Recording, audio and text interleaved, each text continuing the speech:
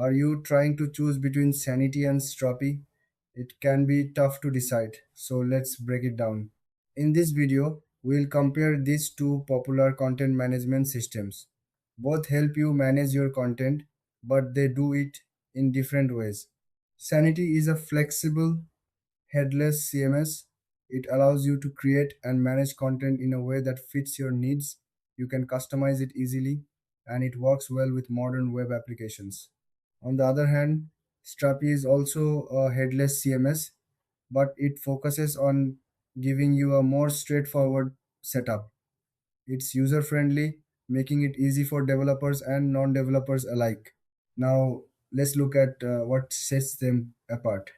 Sanity offers real time collaboration and a powerful query language called GROQ. This is great for teams that need to work together closely. Strapi, however, shines with its built in user roles and permissions. This makes it easier to manage who can do what within your content. When it comes to features, Sanity has a more customizable interface. You can create your own content studio. Strapi provides a more traditional dashboard that many users find familiar.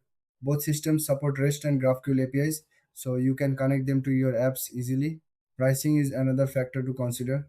Sanity has a free tier, but cost can increase based on usage. Strapi is open source, which means you can use it for free, but hosting and additional features may come with a price. So, which one should you choose?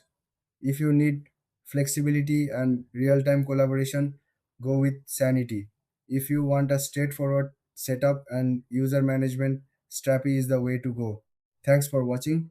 If you found this video helpful, please like and subscribe for more comparisons.